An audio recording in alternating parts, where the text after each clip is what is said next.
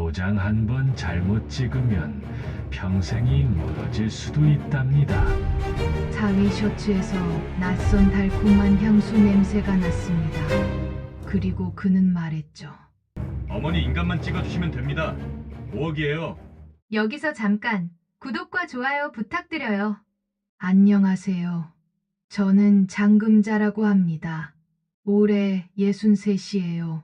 노원 재래시장에서 반찬 가게를 한 지 벌써 25년째입니다.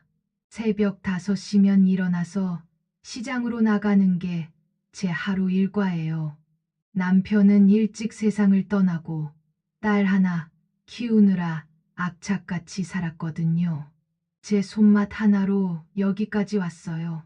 콩나물 무침, 배추 겉절이, 멸치볶음. 별거 아닌 것 같아도 정성이 들어가면 맛이 달라져요. 단골들이 사장님 손맛이 최고라고 할 때면 힘들었던 게 다 잊어져요. 딸 명희는 시집 간 지 7년 됐어요. 사위 박서방은 회사원인데 성실하고 딸한테도 잘해줘서 마음에 들어요. 손녀 다온이는 올해 5살인데 정말 천사같이 예뻐요. 요즘은 젊은 부부들이 육아하기가 쉽지 않다니까요. 오늘도 평상시처럼 새벽 5시에 일어났어요. 찬 공기를 마시며 시장으로 향하는 길. 벌써 몇몇 가게에서는 불이 켜져 있더라고요. 시장 사람들은 모두 부지런해요. 게으르면 살 수가 없거든요. 가게 문을 열고 전등을 켜니 반찬들이 줄줄이 보였어요. 어제 저녁에 미리 준비해 놨던 것들이죠.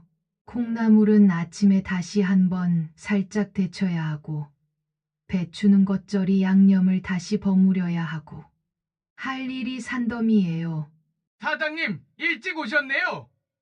옆하게 생선집 사장님이 인사하시더라고요. 예, 사장님도 일찍 나오셨네요. 오늘 생선 상태는 어때요? 오늘 아주 좋아요. 새벽에 막 들어온 거라 싱싱해요. 시장에서는 이런 대화가 일상이에요. 서로 안부 묻고, 장사 이야기하고, 가족 같은 사이들이거든요. 7시쯤 되니까 첫 손님들이 오기 시작했어요. 사장님, 어제 그 배추겉절이 또 주세요. 우리 남편이 맛있다고 난리였어요. 아이고, 고마워요. 오늘 배추가 특히 좋아서 더 맛있을 거예요. 이런 말 한마디, 한마디가 제게는 큰 힘이에요. 25년 동안 단골들과 쌓은 신뢰거든요. 9시쯤 됐을 때 평소보다 일찍 딸이 왔어요. 명희가 시장에 오는 건 일주일에 한 번 정도인데 오늘은 왜 이렇게 일찍 왔나 싶었어요. 엄마, 저 왔어요. 명희야, 오늘 왜 이렇게 일찍 와? 박서방은? 박서방은 회사 갔어요. 제가 반찬 떨어져서 일찍 왔어요. 그런데 명희 표정이 좀 어두워 보였어요. 평소에 밝은 애인데 오늘은 뭔가 기운이 없더라고요. 왜 그래? 몸이 안 좋아? 아니에요. 괜찮아요. 그냥 좀 피곤해서요. 딸이 반찬을 고르는 동안 저는 딸을 유심히 봤어요. 화장을 평소보다 진하게 한 것 같았고, 옷차림도 뭔가 달랐어요. 새 옷인가 싶었는데, 브랜드가 좋아 보이더라고요. 명희야, 그 옷 새로 샀니? 예쁘네. 아, 내 박서방이 사줬어요. 아이고, 사위가 참 잘해주네 부러워 죽겠다. 그런데 딸이 웃을 때 뭔가 어색했어요. 평소에 자연스러운 웃음이 아니라 억지로 웃는 것 같았거든요. 10시쯤 되니까 단골 할머니들이 오기 시작했어요. 이 시간대가 제일 바빠요. 사장님, 오늘도 손맛 좋은 반찬 부탁해요. 그럼요, 당연하죠. 오늘 콩나물이 특히 좋아요. 바쁜 와중에도 딸이 자꾸 신경 쓰였어요. 반찬을 고르는 모습도 평소와 달랐고, 뭔가 마음이 급한 것 같았거든요. 11시쯤 딸이 반찬을 사들고 가려는데 그때였어요. 갑자기 박서방이 나타났어요. 어머니, 저 왔습니다. 어, 박서방도 왔네? 회사 안 가? 오늘 오후에 회의가 있어서 조금 늦게 가도 돼요. 박서방이 명희 옆에 서니까 냄새가 났어요.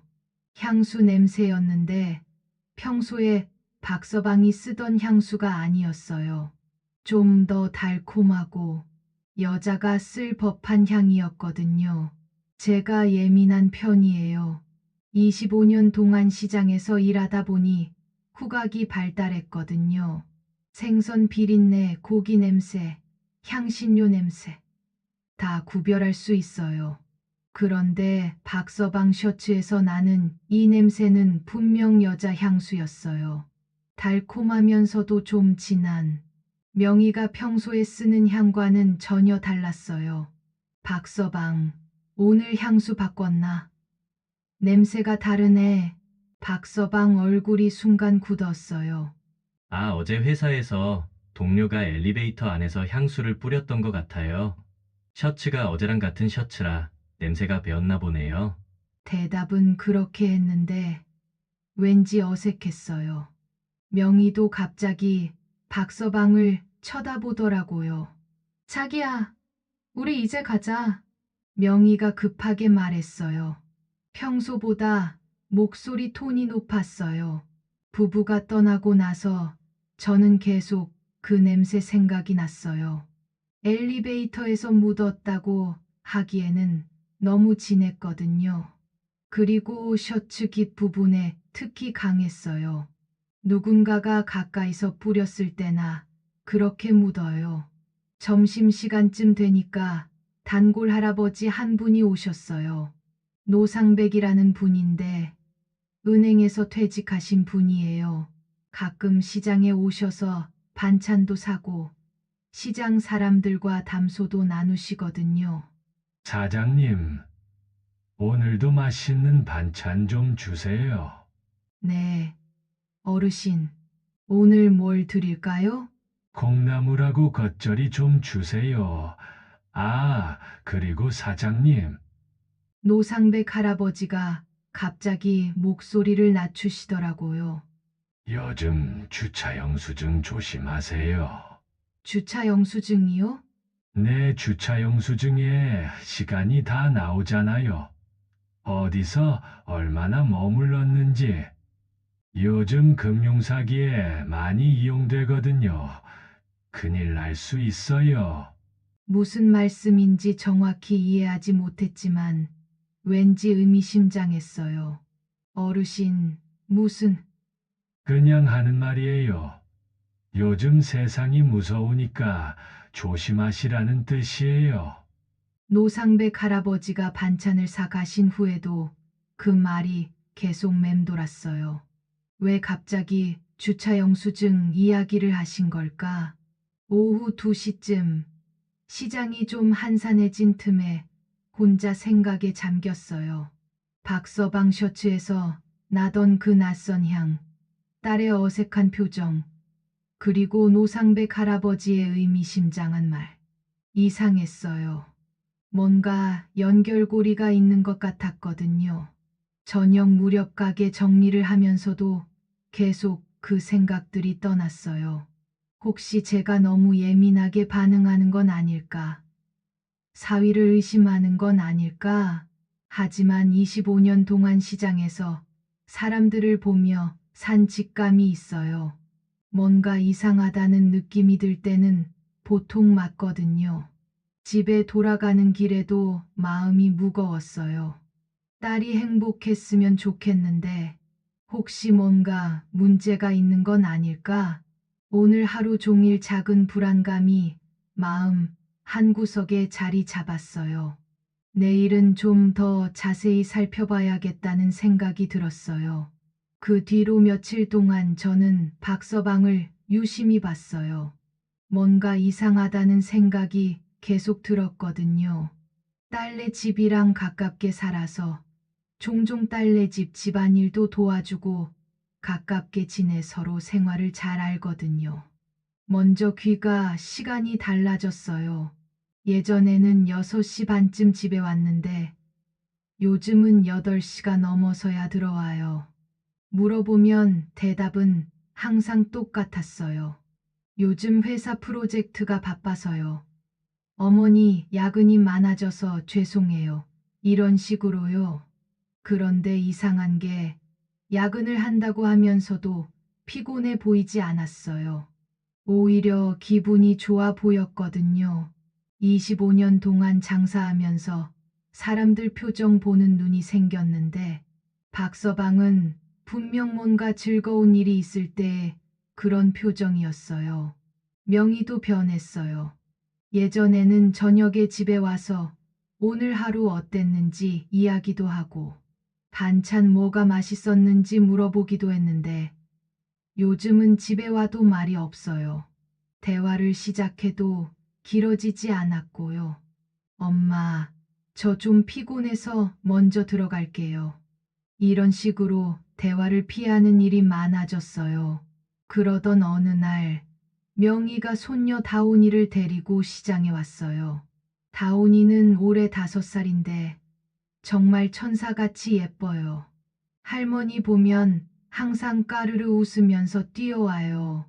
할머니, 다온이 왔어요. 어머, 우리 다온이. 할머니가 얼마나 보고 싶었는지 몰라. 아이를 안고 있으니까 모든 근심이 다 사라지는 것 같았어요. 역시 손주가 최고예요.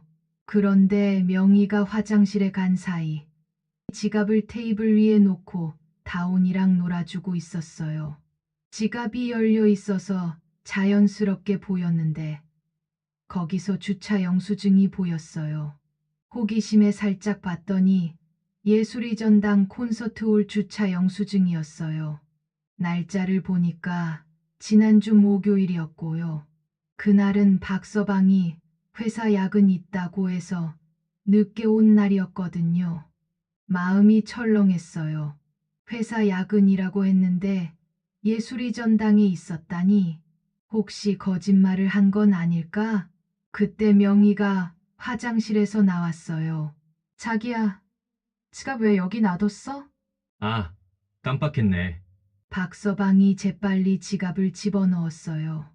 저는 아무렇지 않은 척 물어봤어요. 박서방, 요즘 문화생활도 하고 그러나 젊은 사람들은 좋겠네. 네? 문화생활이요?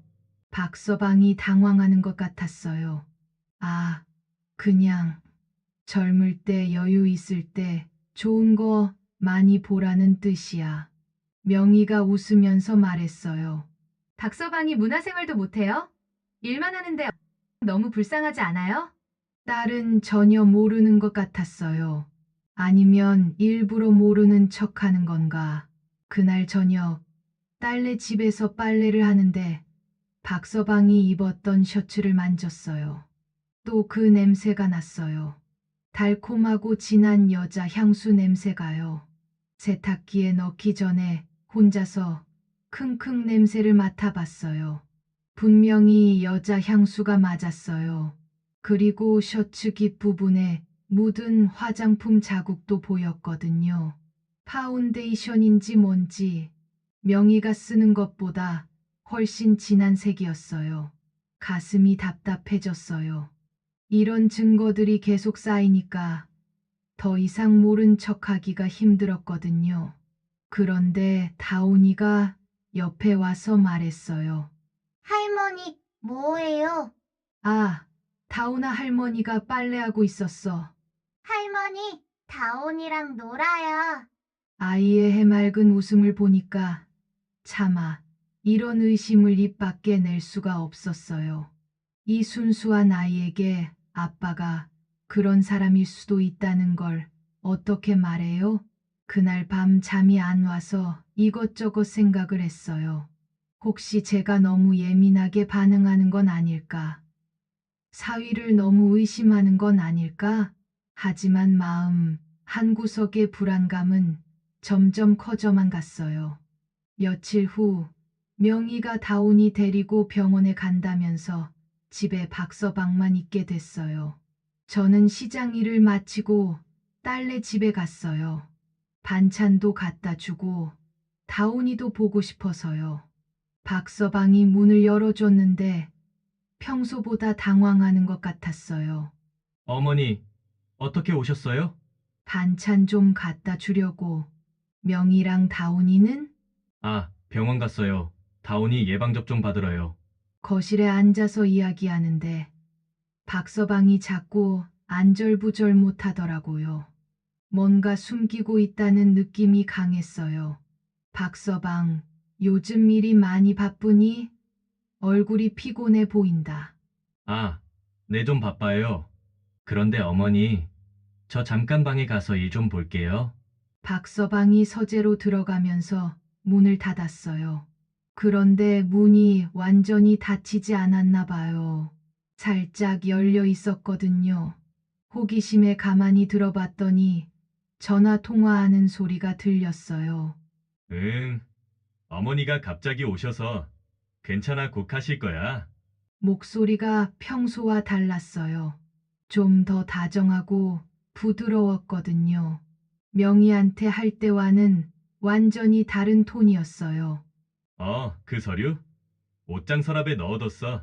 안전한 곳에 걱정하지 마. 무슨 서류를 말하는 걸까? 궁금해졌어요. 잠시 후 박서방이 나왔어요. 어머니, 죄송해요. 급한 업무 전화가 와서요. 괜찮아. 그런데 박서방 요즘 스트레스 많이 받는가? 표정이 안 좋네. 아니에요. 괜찮아요. 그냥 일이 좀 복잡해서요. 그 후 30분쯤 더 있다가 집으로 돌아왔어요. 그런데 계속 신경이 쓰였어요. 그 전화 통화 내용과 서류 이야기가요. 그날 밤 잠이 안 와서 뒤척이다가 갑자기 생각이 났어요. 박서방이 말한 그 서류가 뭔지 확인해 보고 싶다는 생각이 든 거예요. 다음 날 오후 명희가 다온이 데리고 마트에 갔을 때 저는 가게를 잠시 비우고 집에 들렸어요. 박서방은 회사에 있을 시간이니까 집에 혼자 있을 수 있을 거라고 생각했거든요. 집에 들어가서 명희 부부 방으로 갔어요. 박서방 옷장 서랍을 봤어요. 열어보니까 여러 가지 서류들이 있었는데 그 중에 도장이 찍힌 서류가 보였어요. 자세히 보니까 부동산 관련 서류였어요. 그런데 이상했어요. 명의가 박서방이 아니라 다른 여자 이름으로 되어 있었거든요. 김미연이라는 이름이었어요. 처음 보는 이름이었어요. 서류를 더 자세히 보니까 아파트 매매 계약서였어요. 그것도 꽤 비싼 아파트더라고요. 분당에 있는 아파트였는데 시세가 몇 억은 될 것 같았어요. 손이 떨렸어요. 이게 무슨 뜻인지 대충 짐작이 갔거든요. 그 순간 현관문 여는 소리가 들렸어요. 누군가 들어오는 소리였어요. 급하게 서류를 제자리에 놓고 서랍을 닫았어요. 그리고 거실로 나가서 자연스럽게 행동하려고 했는데 박서방이 들어왔어요. 저를 보더니 얼굴이 하얗게 질렸어요. 어머니, 어떻게 여기 계세요? 그날 이후로 며칠 동안 박서방과 눈을 마주치기가 어려웠어요. 서재에서 그 서류를 본 일이 계속 마음에 걸렸거든요. 김미연이라는 이름, 분당 아파트 매매 계약서. 도대체 무슨 일인지 알 수가 없었어요. 그러던 중 시장에 안 좋은 소식이 들려왔어요. 시장 건물주가 바뀌면서 임대료를 올린다는 거였어요. 사장님, 들으셨어요? 내년부터 월세가 30% 오른답니다. 옆하게 어묵집 사장님이 한숨을 쉬며 말씀하시더라고요. 30%요? 어머나, 그럼 장사가 되겠어요? 그러게 말이에요. 이제 정말 힘들어지겠어요. 25년 동안 이 자리에서 장사했는데 월세가 그렇게 많이 오르면 버틸 수 있을지 걱정이 됐어요. 그나마 제 가게는 단골들이 많아서 다른 곳보다는 나은 편이지만 그래도 부담이 컸거든요. 집에 돌아와서 명희한테 이야기했어요. 명희야, 시장 월세가 많이 오른다네. 얼마나요? 30%나 올려. 이제 장사하기 더 힘들어질 것 같아. 명희가 걱정스러운 표정을 지었어요. 엄마, 그럼 어떻게 해요? 글쎄다. 견뎌봐야지 뭐. 그동안 고생해서 단골들 많이 만들어 놨으니까. 그런데 그날 저녁 박서방이 조심스럽게 저에게 다가왔어요. 어머니, 잠깐 이야기 좀 할 수 있을까요? 그래. 뭔데? 박서방이 서류 봉투를 꺼내더라고요. 어머니, 사실은 전세 대출을 갈아타야 해요. 금리가 너무 올라서요. 그래. 요즘 금리가 많이 올랐다더라. 네. 그래서 좀 더 조건이 좋은 곳으로 갈아타려고 하는데 어머니 인감도장이 필요해요. 내 도장이? 연대보증인으로 서 주셔야 해요. 그냥 형식적인 거예요. 도장만 찍어주시면 돼요. 마음이 불편했어요. 왜 갑자기 제가 연대보증인이 되어야 하는 건지. 박서방, 그런 건 보통 부모끼리 하는 거 아니야? 어째서 장모가? 저희 부모님은 시골에 계셔서요. 서류 준비하기가 어려우세요. 서류를 들여다봤는데 대출 금액이 너무 커서 놀랐어요. 5억 원이었거든요. 박서방, 이게 얼마야? 5억? 네. 전세금이 올라서요. 어쩔 수 없이. 그런데 이상했어요. 명희한테 들은 바로는 전세금이 3억 5천 정도였는데 왜 5억을 빌려야 하는 걸까요? 박서방, 전세금이 얼마였지? 아, 그게 이번에 집을 바꾸려고 해요. 다운이도 크고 좀 더 넓은 집으로요. 집을 바꿔. 명희한테 들은 적이 없는데 박서방이 당황하는 것 같았어요. 아, 아직 말 안 했어요. 깜짝 선물로 하려고요. 뭔가 말이 안 맞았어요. 그리고 서류를 자세히 보니까 은행 이름도 처음 보는 곳이었고요. 박서방, 이 은행은 처음 보는데 시중은행이 아니야? 아, 거기가 금리가 제일 좋아서요. 요즘은 이런 데서도 많이 받아요. 그날 밤 잠이 안 왔어요. 뭔가 이상하다는 생각이 계속 들었거든요. 왜 갑자기 집을 바꾸는지, 왜 대출 금액이 그렇게 큰지, 그리고 연대보증인이 왜 져야 하는지. 다음 날 시장에서 평소보다 일찍 단골 할머니들이 오셨어요. 사장님, 어제 들으니까 월세가 많이 오른다면서요? 네, 30%나 올려요. 걱정이에요. 아이고, 힘들겠어요. 그런데 사장님, 혹시 요즘 돈 빌릴 일은 없으세요? 왜요? 요즘 사기꾼들이 많다고 해요. 특히 보증인 서달라고 하면서 도장 받아가는 경우가 많다던데. 가슴이 철렁했어요. 도장요? 네, 도장은 절대 함부로 찍으면 안 된다고 해요. 나중에 큰일 날 수 있대요. 점심시간에 노상백 할아버지가 오셨어요. 사장님, 오늘 반찬 좀 싸주세요. 네, 뭘 드릴까요? 콩나물하고 겉절이요. 아, 그리고 사장님 혹시 요즘 도장 찍을 일 있으세요? 네. 갑자기 왜요? 그냥 요즘 보증 관련 사기가 많아서요. 특히 가족들이 부탁한다고 해도 조심해야 해요. 노상백 할아버지의 말이 계속 머릿속을 맴돌았어요. 그날 오후 다온이가 시장에 왔어요. 명희가 데리고 온 거였는데 아이가 새 옷을 입고 있었어요. 할머니, 다온이 새 옷 예뻐요. 우와, 정말 예쁘네. 누가 사줬어? 아빠가 사줬어요. 명희가 웃으면서 말했어요. 박서방이 백화점에서 사줬어요. 브랜드 옷이에요. 아이 옷값만 해도 몇십만 원은 될 것 같았어요.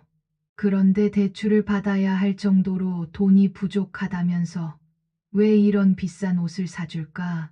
명희야, 박서방이 집 바꾼다고 하던데 알고 있었니? 네. 집을 바꿔요? 명희가 진짜 모르는 것 같았어요. 응, 깜짝 선물이라고 하더라. 아, 그런 말은 전혀 없었는데 어떤 집이래요? 명희도 전혀 모르고 있었어요. 그날 저녁 박서방이 또 도장 이야기를 꺼냈어요. 어머니, 그 서류 생각해 보셨어요? 박서방, 엄마가 생각해 봤는데 5억이면 너무 큰 돈 아니야? 요즘 집값이 많이 올라서요. 그런데 왜 하필 나한테 보증을 부탁하는 거야? 너희 부모님께 부탁하는 게 맞지 않을까? 박서방 표정이 좀 굳어졌어요. 어머니께서 안 해주시겠다는 말씀이세요? 그게 아니라 좀 더 신중하게 생각해 보자는 거야. 어머니, 시간이 별로 없어요. 다음 주까지는 처리해야 해요. 왜 그렇게 급한지도 이상했어요. 그날 밤 늦게 노상백 할아버지가 시장에 오셨어요. 가게 문을 닫으려던 참이었는데요. 사장님, 아직 계셨네요. 할아버지, 이렇게 늦게 뭐하러 오셨어요? 노상백 할아버지가 주위를 둘러보시더니 작은 목소리로 말씀하셨어요. 사장님, 혹시 보증서는 일 생겼나요? 어떻게 아셨어요? 눈치로 봐서요. 사장님 표정이 며칠째 안 좋으시더라고요. 그게 사장님, 제가 30년 동안 은행에서 대출 업무를 했는데요. 요즘 가족들 이용한 금융사기가 정말 많아요. 할아버지가 명함을 하나 꺼내시더라고요. 혹시 이상하다 싶으면 여기 전화해 보세요. 제가 아는 은행 후배인데 금융사기 상담 전문이에요. 명함을 받아들고 보니 미소은행 금융범죄예방센터 김정호라고 적혀 있었어요. 할아버지, 설마. 사장님, 도장은 정말 조심해서 찍으세요. 한 번 잘못 찍으면 평생 고생할 수도 있어요. 제가 은행에서 그런 사례를 너무 많이 봤거든요. 그날 밤 명함을 보며 많은 생각이 들었어요. 정말 박서방을 의심해야 하는 걸까? 아니면 제가 너무 예민한 걸까? 하지만 노상백 할아버지 말이 계속 마음에 걸렸어요. 도장 한 번 잘못 찍으면 평생 고생할 수도 있다고. 그 순간 다온이 생각이 났어요. 우리 손녀의 교육비, 생활비, 만약에 제가 잘못 판단해서 큰일이 나면 다온이한테까지 피해가 갈 수도 있겠다는 생각이 들었어요. 결심했어요. 내일은 박서방의 진심을 확실하게 알아봐야겠다고. 노상백 할아버지의 명함을 받은 다음 날, 저는 마음을 굳혔어요. 더 이상 미룰 수 없었거든요. 손녀 다온이를 위해서라도 진실을 알아야 했어요. 먼저 할아버지께 전화를 드렸어요. 할아버지, 어제 주신 명함, 그 은행 직원분께 연락해봐도 될까요? 물론이죠. 사장님, 혹시 뭔가 이상한 게 있나요? 네, 좀 이상해서요. 그럼 제가 먼저 연락해 볼게요. 김정호 과장님께 사장님 이야기를 해드리고요. 그날 오후 김정우 과장님이 시장으로 오셨어요. 40대 중반쯤 되어 보이는 분이었는데 인상이 참 인자하셨어요. 안녕하세요. 노 선배님께 이야기 들었어요. 네, 고맙습니다. 그런데 이런 일을 은행에서 상담받을 수 있는 건가요? 물론이죠. 요즘 보이스피싱, 대출 사기가 정말 많아요. 특히 가족을 이용한 경우가 늘고 있거든요. 저희 은행에서도 예방 상담을 많이 해드리고 있어요. 김 과장님이 차분하게 설명해 주셨어요. 일단 서류부터 한번 봐야겠어요. 그리고 사위분의 최근 행동 패턴도 확인해 보는 게 좋을 것 같고요. 어떻게 확인해요? 카드 사용 내역, 휴대폰 위치 정보. 물론 본인 동의 없이는 못하지만 간접적으로 확인할 방법은 있어요. 그날부터 저는 본격적으로 박서방을 관찰하기 시작했어요. 25년 동안 시장에서 사람들을 보며 키운 관찰력을 총동원했거든요. 먼저 박서방이 버린 쓰레기를 유심히 봤어요. 영수증, 택시 승차권, 주차장 요금표. 하나하나가 다 단서였어요. 며칠 후 흥미로운 것을 발견했어요. 박서방 지갑에서 떨어진 택시 영수증이었는데 승차 위치가 분당역이었어요. 시간은 오후 2시였고요. 그날은 박서방이 회사 회의 있다고 해서 일찍 나간 날이었어요. 그런데 오후 2시에 분당역에 있었다니. 명희야, 박서방 회사가 어디 있다고 했지? 영등포요, 왜요? 아니야. 그냥 영등포에서 회의를 한다고 했는데 분당역에 있었다는 건 뭔가 이상했어요. 그 다음 주에는 더 구체적인 증거를 찾았어요. 박서방이 입었던 바지 주머니에 공연 티켓 반 조각이 있었거든요. 예술의 전당 콘서트 올 티켓이었는데 날짜를 보니까 지난주 목요일이었어요. 그날도 야근 있다고 해서 밤 10시에 들어왔던 날이었어요. 저는 김 과장님께 전화했어요. 과장님, 증거를 좀 찾았어요. 어떤 건가요? 택시 영수증이랑 공연 티켓이요. 거짓말하고 다른 곳에 있었던 것 같아요. 좋아요. 그런 것들이 중요해요. 더 모아보세요. 그 후로 일주일 동안 저는 박서방의 모든 행동을 기록했어요. 출근 시간, 퇴근 시간, 옷차림, 표정. 마치 일기를 쓰듯이 적어뒀어요. 그러던 중 결정적인 단서를 발견했어요. 명희가 빨래를 하면서 박서방 셔츠 주머니에서 카드 영수증을 꺼냈는데 그게 고급 레스토랑 영수증이었어요. 인당 30만 원짜리 코스 요리였거든요. 엄마, 이거 뭐예요? 어디 보자. 레스토랑 영수증이네. 박서방이 누구랑 갔나 봐. 저는 그런 곳 간 적 없는데요. 명희가 당황하는 것 같았어요. 아, 회사 사람들이랑 갔나 보다. 요즘 회식도 많다고 하더라. 하지만 영수증을 자세히 보니 2명분이었어요. 회식이라면 더 많은 사람들이 갔을 텐데. 그날 저녁 박서방이 집에 늦게 들어왔을 때 냄새가 났어요. 또 그 달콤한 향수 냄새가요. 이번에는 확실히 알 수 있었어요. 분명 여자 향수 냄새였고 명희가 쓰는 것과는 완전히 달랐거든요. 박서방, 오늘 회식했나? 아, 회사 사람들이랑 간단히 했어요. 어디서? 그냥 회사 근처 삼겹살집에서요. 거짓말이었어요. 셔츠에서 나는 냄새는 삼겹살집 냄새가 아니었거든요. 며칠 후, 김 과장님이 다시 오셨어요. 사장님, 그동안 모은 자료들 좀 볼게요. 저는 그동안 모은 영수증들, 티켓 조각, 택시 승차권들을 보여드렸어요. 와, 정말 꼼꼼하게 모으셨네요. 이 정도면 패턴을 파악할 수 있을 것 같아요. 김 과장님이 자료들을 쭉 보시더니 말씀하셨어요. 사장님, 이거 보세요.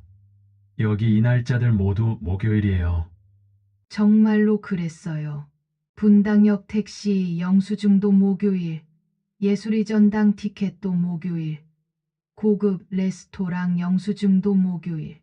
매주 목요일마다 어디 가는 것 같네요. 그럼 이번 목요일에 확인해 볼까요? 김 과장님이 제안하셨어요. 어떻게요? 제가 도와드릴게요. 멀리서 지켜보는 거예요. 은행에서 금융사기 조사할 때 자주 쓰는 방법이에요. 그 주 목요일, 저는 김 과장님과 함께 박서방을 따라가 봤어요. 물론 들키지 않게 멀리서요. 박서방은 회사에 가는 척 하더니 중간에 지하철을 갈아탔어요. 분당 쪽으로 가더라고요. 그리고 한 고급 아파트 앞에서 누군가를 기다렸어요. 잠시 후 한 여자가 나타났어요. 30대 초반쯤 되어 보이는 예쁜 여자였는데 박서방이 그 여자를 반갑게 맞더라고요. 두 사람이 손을 잡고 걸어가는 모습을 보니까 가슴이 무너지는 것 같았어요. 과장님, 저 적게. 네, 사장님. 불륜인 것 같네요. 그날 밤 집에 돌아와서 잠이 안 왔어요. 어떻게 명희한테 말해야 할지, 다온이는 어떻게 해야 할지. 다음 날 박서방이 또 도장 이야기를 꺼냈어요.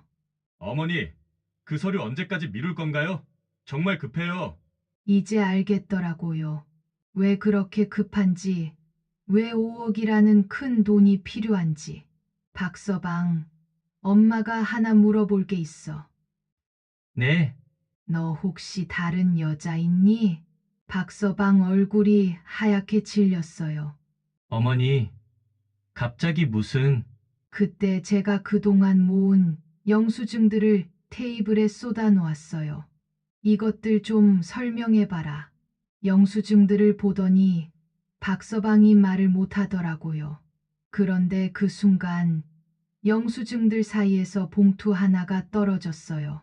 박서방이 깜빡하고 버린 모양이었는데 그 봉투 겉면에 적힌 이름을 보고 저는 깜짝 놀랐어요.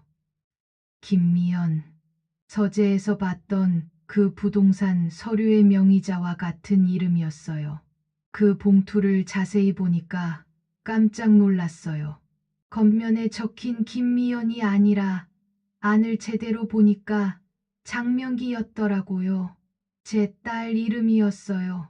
손이 떨리면서 봉투를 열어봤어요. 안에는 점포 계약서가 들어있었는데 시장 근처의 작은 상가였어요. 월세 150만 원짜리 점포 계약서더라고요. 박서방이 당황해서 제지하려고 했지만 이미 늦었어요. 어머니, 그건... 그때 명희가 집에 들어왔어요. 다온이와 함께 마트에서 돌아온 거였어요. 엄마, 왜 그런 표정이세요? 그리고 자기는 왜? 저는 점포 계약서를 명희에게 보여줬어요. 명희야, 이게 뭐니? 명희가 계약서를 보더니 얼굴이 빨갛게 달아올랐어요. 그리고 눈가에 눈물이 맺히기 시작했어요. 엄마 죄송해요. 뭐가 죄송해? 명희가 주저주저 하더니 말했어요. 저 엄마 반찬 가게 더 키워드리고 싶어서 몰래 준비하고 있었어요. 뭐라고?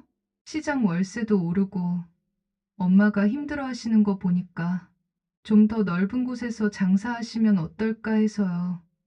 저는 순간 머리가 하얘졌어요. 내가 박서방을 잘못 의심한 건가? 25년 동안 시장에서 사람들을 보며 키운 눈이 이번엔 틀렸나 하는 생각이 들었어요. 명희야, 그럼 이 계약서는 박서방이 도와준 거예요. 제가 엄마한테 깜짝 선물로 해드리고 싶어서 몰래 알아봐 달라고 부탁했어요. 박서방이 조심스럽게 말했어요. 어머니, 명희가 어머니 생각에서 하는 일이라서 도왔어요. 가슴이 먹먹해졌어요. 그동안 박서방을 의심했던 제 자신이 너무 부끄러웠어요. 명희야, 엄마가 미안해. 그런데 돈은 어디서 났어? 박서방이 대출받아서 도와줬어요. 아, 그래서 5억 대출이었구나. 제 반찬 가게를 키워주려고. 박서방 미안해. 내가 너를. 그런데 그 순간 뭔가 이상한 느낌이 들었어요. 분명 옷장에서 본 서류는 김미연 명의였는데 이 계약서는 장명인 명의더라고요. 명의야. 그런데 이 계약서 말고 혹시 다른 서류도 있니? 박서방이 갑자기 표정이 굳어졌어요. 다른 서류요? 응. 김미연이라는 사람 명의로 된. 명의가 고개를 갸웃거렸어요. 김미연이요? 그게 누구예요? 박서방이 급하게 말했어요. 아, 그건 다른 사업 관련해서 알아본 거예요. 명의 몰래 준비하던 일이라서. 뭔가 말이 안 맞았어요. 똑같은 몰래 준비하는 일인데 왜 다른 사람 명의로 해야 하죠? 박서방, 정확히 뭘 준비하고 있었던 거야? 그게 박서방이 말을 못하고 있는데 명의가 궁금해했어요. 자기, 뭐 또 다른 준비하는 게 있어? 아니야. 없어. 그냥 여러 가지를 알아봤을 뿐이야. 그날 저녁, 온 가족이 함께 저녁을 먹었어요.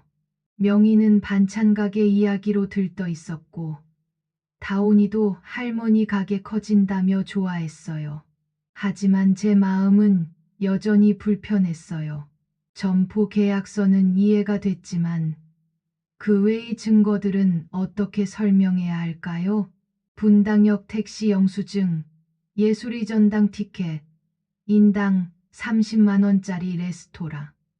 이런 것들이 반찬 가게 준비와 무슨 관계가 있을까요? 그리고 가장 이상한 건 향수 냄새였어요. 제가 후각에는 자신 있는데 분명 여자 향수 냄새가 났거든요. 명희야, 너 새 향수 샀니? 아니요. 엄마 왜요? 아니야. 그냥 명희가 쓰는 향수는 제가 아는 냄새예요.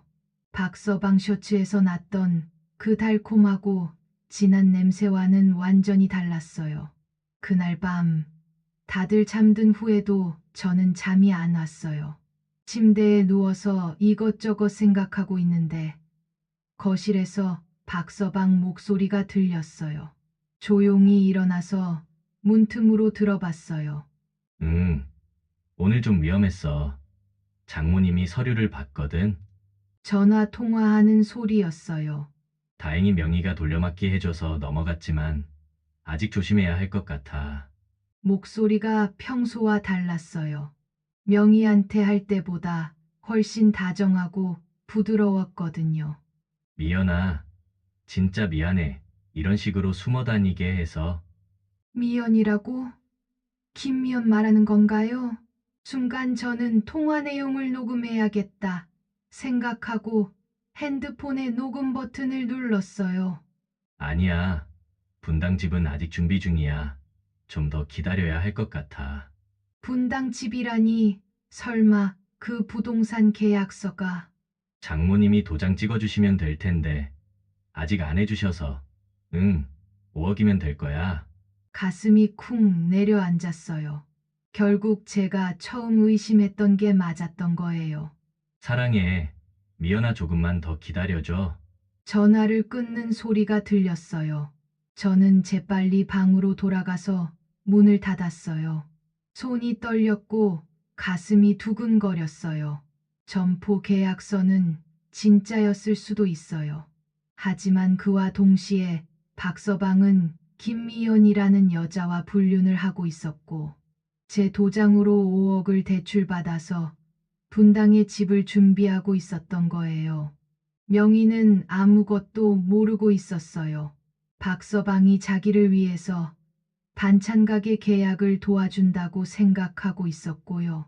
그런데 실제로는 그 돈으로 다른 여자와 새 출발을 준비하고 있었던 거죠.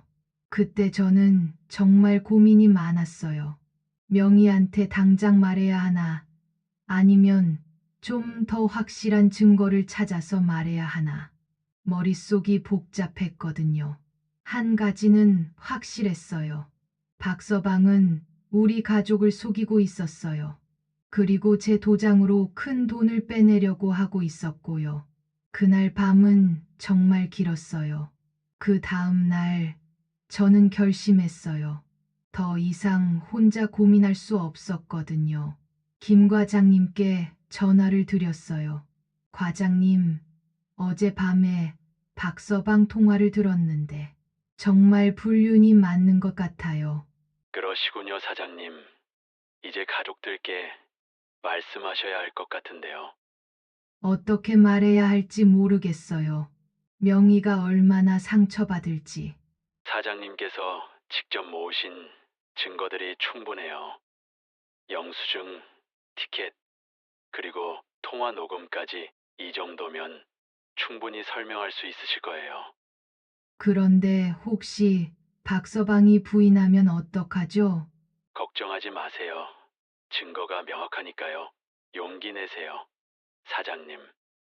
그날 저녁 저는 명희와 박서방을 거실로 불렀어요. 다온이는 방에서 놀고 있었고요. 뭘 그렇게 심각하게 이야기할 게 있어요? 명희가 궁금해했어요. 명희야, 엄마가 할 말이 있어.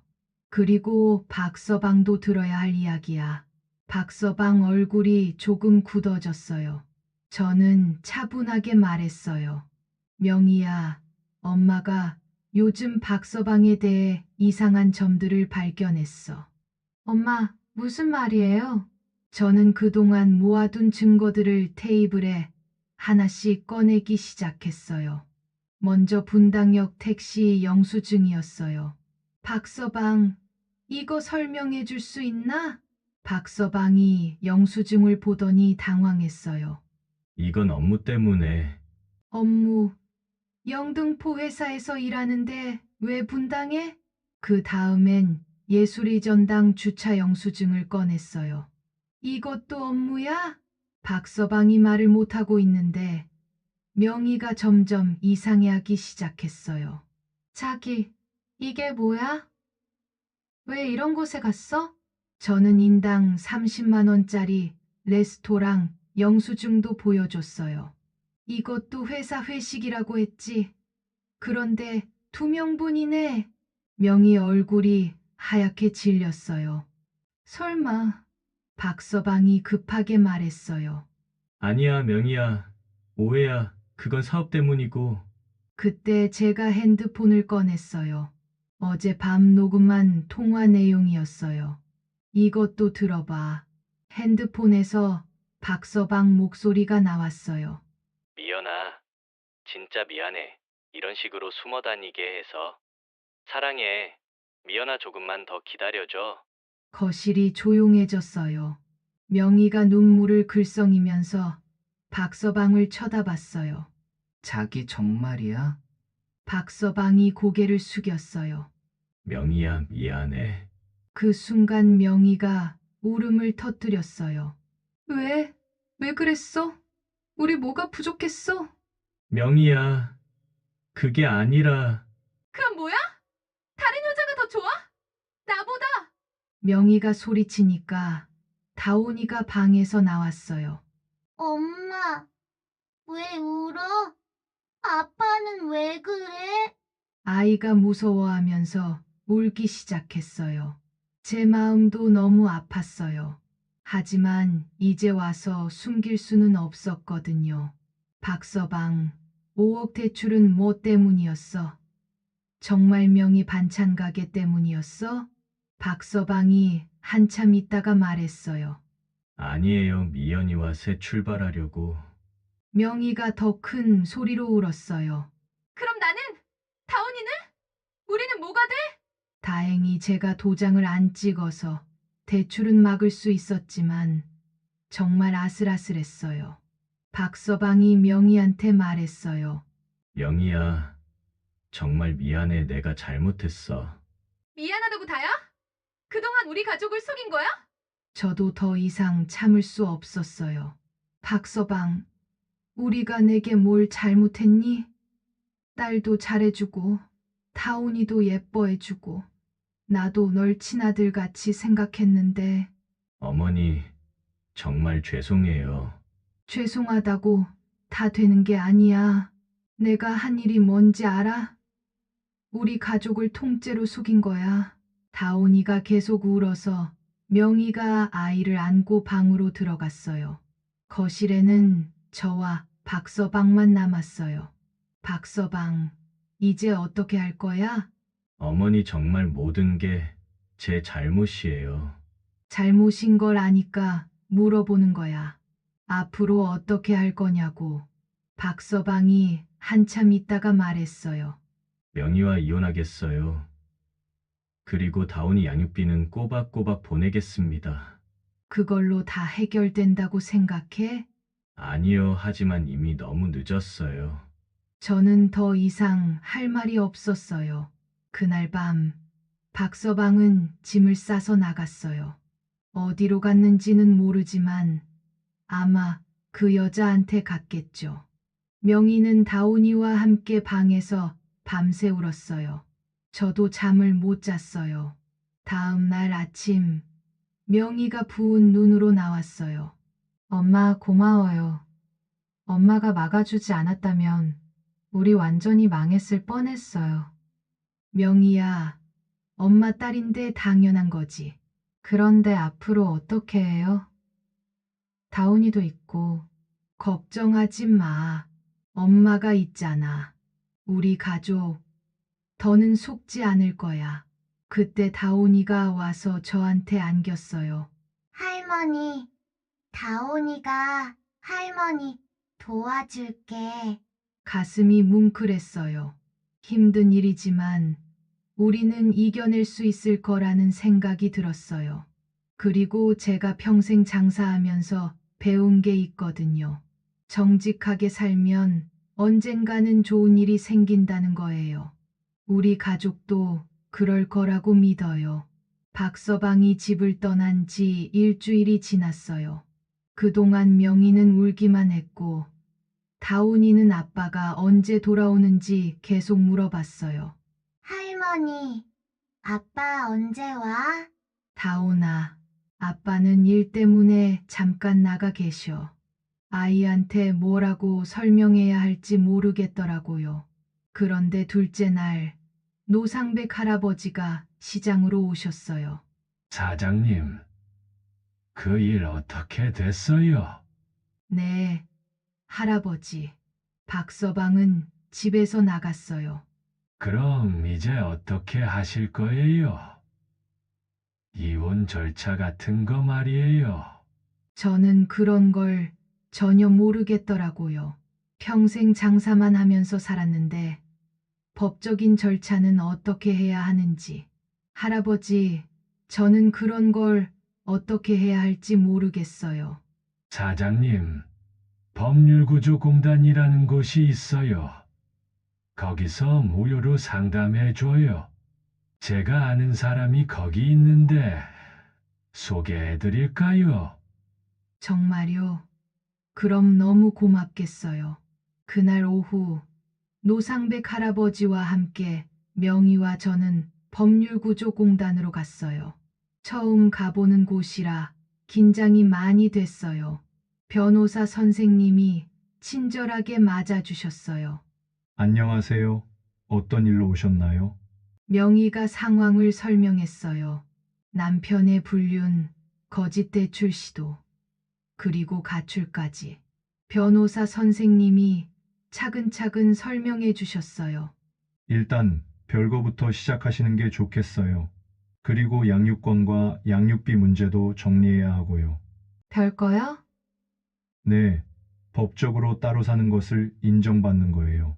그래야 나중에 이혼 소송할 때 유리해요. 저는 옆에서 듣고 있는데도 무슨 말인지 절반도 이해가 안 됐어요. 하지만 명희는 열심히 메모하면서 들었어요. 그럼 양육비는 어떻게 되나요? 아이 한 명당 보통 50만 원에서 100만 원 정도예요. 상대방 소득에 따라서 달라지고요. 그런데 남편이 안 주면 어떻게 해요? 그럴 때는 법원에서 강제 집행을 할 수 있어요. 월급에서 직접 빼는 거죠. 들을수록 안심이 됐어요. 법이라는 게 우리를 지켜줄 수 있다는 게 신기했거든요. 어머님, 혹시 남편분이 합의하자고 하면 어떻게 하실 건가요? 합의요? 네, 법정에 가지 말고 서로 이야기해서 정리하자고 할 수도 있어요. 명희가 물어봤어요. 그게 더 좋은 건가요? 경우에 따라 다른데요. 상대방이 성의를 보인다면 합의가 나을 수도 있어요. 하지만 지금까지의 행동을 보면 변호사 선생님 말씀이 맞았어요. 박서방이 그동안 한 일을 보면 믿을 수 없었거든요. 그날 저녁 집에서 명희와 이야기했어요. 명희야, 어떻게 할 거니? 엄마, 전 법정으로 갈 거예요. 박서방을 더 이상 믿을 수 없어요. 그래, 그게 맞는 것 같아. 그런데 엄마, 무서워요. 법정이라는 곳에 가본 적이 없어서. 걱정하지 마. 엄마가 같이 갈게. 다음 날 박서방한테서 전화가 왔어요. 장모님, 저예요. 뭔 일이야? 명희와 이야기하고 싶어서요. 합의로 정리했으면 해서. 합의라니? 네, 법정까지 가지 말고 우리끼리 이야기해서. 저는 웃음이 나왔어요. 박서방, 내가 지금까지 한 일 생각해봐. 우리가 널 믿을 거라고 생각해? 장모님, 제가 정말 잘못했어요. 다시 한 번만. 안 돼, 이미 늦었어. 전화를 끊고 나서 명희한테 말했어요. 박서방이 합의하자고 하네. 전 싫어요. 법정으로 갈 거예요. 그 다음 주 저는 시장에서 이 이야기를 했어요. 오랫동안 알고 지낸 상인들이니까 숨길 이유도 없었거든요. 사장님, 정말 고생 많으셨어요. 어묵집 사장님이 말씀하셨어요. 그런데 잘하셨어요. 법정으로 가는 게 맞아요. 맞아요. 사장님 요즘 세상에 그런 놈들은 제대로 혼내줘야 해요. 옆 가게 튀김집 사장님도 거들었어요. 시장 사람들이 모두 제 편이 되어줘서 든든했어요. 사장님, 법정 갈 때 우리도 도와드릴 수 있어요. 증인이든 뭐든지. 아이고, 고마워요. 그런데 증인은 뭐 하는 거예요? 사장님이 얼마나 성실하고 좋은 사람인지 증명해 주는 거예요. 그날 오후 노상백 할아버지가 또 오셨어요. 사장님, 법원에서 연락 왔어요. 네, 다음 주에 첫 조정 있다고 하네요. 근데 조정이 뭐예요? 판사가 중간에서 양쪽 이야기 들어보고 합의 점 찾는 거예요. 그럼 그때 박서방도 와요? 그럴 거예요. 솔직히 박서방을 다시 보기가 싫었어요. 하지만 명희와 다온이를 위해서는 해야 할 일이었거든요. 할아버지, 제가 뭘 준비해야 해요? 증거들 잘 정리해 오시고 마음 단단히 드세요. 마음을 단단히요? 네, 상대방이 온갖 말로 흔들려고 할 텐데 흔들리면 안 돼요. 그날 밤 저는 그동안 모았던 증거들을 다시 정리해 봤어요. 영수증, 티켓 조각, 통화 녹음, 하나하나가 다 박서방의 거짓말을 증명하는 것들이었어요. 명희도 옆에서 함께 정리를 도와줬어요. 엄마, 이렇게 많이 모으셨네요. 엄마가 처음에는 의심만 했는데 증거를 모으니까 확신이 생기더라. 엄마 덕분에 우리가 속지 않았어요. 그래. 앞으로도 속지 말자. 조정날이 다가오니까 긴장이 됐지만 두렵지는 않았어요. 진실은 우리 편이니까요. 그리고 시장 사람들, 노상백 할아버지, 그리고 무엇보다 명희가 제 편이 되어줬으니까 든든했어요. 다온이도 할머니 힘내세요라고 응원해줬어요. 법이라는 게 처음에는 무섭고 어려운 것 같았는데 알고 보니 정직한 사람을 지켜주는 거더라고요. 박서방이 아무리 말로 흔들려고 해도 우리한테는 진실이 있으니까 이길 수 있을 거라고 생각했어요. 그날 밤 저는 오랜만에 마음 편히 잠들 수 있었어요. 그 후로 몇 달이 지났어요. 박서방은 법정에서 제대로 된 심판을 받았고 저희 가족은 마침내 평화를 되찾았습니다.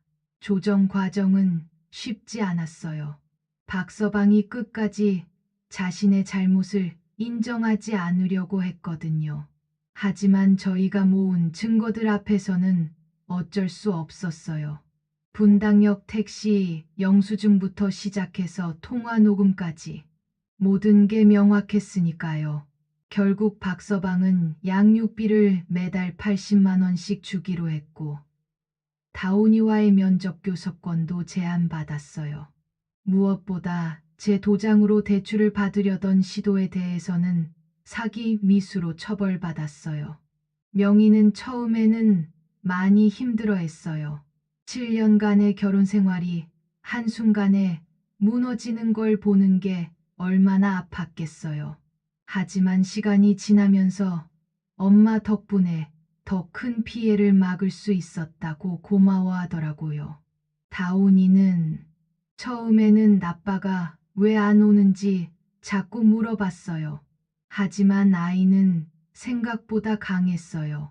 할머니와 엄마가 자신을 지켜준다는 걸 본능적으로 아는 것 같았거든요.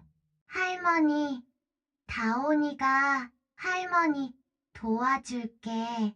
이 말을 들을 때마다 가슴이 뭉클했어요. 시장 일도 예전보다 더 잘 되기 시작했어요. 제 이야기가 알려지면서 정직한 장사꾼이라는 소문이 났거든요. 새로운 단골들도 많이 생겼고 무엇보다 시장 상인들과의 유대가 더욱 깊어졌어요. 노상백 할아버지는 지금도 일주일에 한 번씩 오셔서 반찬도 사시고 안부도 물어보세요. 사장님 덕분에 나도 많이 배웠다고 하시면서요. 상처가 완전히 아물진 않았어요. 가끔 명희가 멍하니 있을 때를 보면 마음이 아프거든요. 다온이도 또래 아이들처럼 아빠 자랑을 할 수 없으니까 안쓰러울 때가 있고요. 하지만 이제 우리는 서로를 더 굳게 믿게 되었어요. 힘든 일을 함께 겪으면서 진짜 가족이 뭔지 알게 됐거든요. 피로 맺어진 관계보다 마음으로 맺어진 관계가 더 소중하다는 걸 깨달았어요. 저는 인생의 마지막 장을 써내려가고 있는 나이죠. 그런데 이번 일을 겪으면서 느꼈어요. 나이가 들어도 배울 게 참 많구나 하고요. 25년 동안 시장에서 장사하면서 사람 보는 눈이 생겼다고 자부했는데 그 눈이 가족을 지키는데도 쓰일 줄은 몰랐어요. 손끝으로 반찬 맛을 내던 기술이 진실을 찾는데도 도움이 될 줄은 더욱 몰랐고요. 여러분도 혹시 힘든 상황에 처해 계신다면 꼭 기억해 주세요. 포기하지 마시고 주변을 잘 살펴보세요. 작은 단서들이 큰 진실을 알려줄 수 있거든요. 그리고 무엇보다 사랑하는 가족이 곁에 있다는 것. 그것이 가장 큰 기적이라는 걸 잊지 마세요. 때로는 상처받고 실망할 수도 있지만 결국 우리를 지켜주는 건 가족이에요. 저희 집 식탁에는 지금도 매일 제가 만든 반찬들이 올라와요. 콩나물 무침, 배추 겉절이, 멸치볶음. 별것 아닌 것 같지만 이 작은 정성들이 모여서 우리 가족을 하나로 묶어주고 있어요. 손끝의 기적은 계속됩니다. 그리고 우리 가족의 이야기도 계속될 거예요. 감사합니다.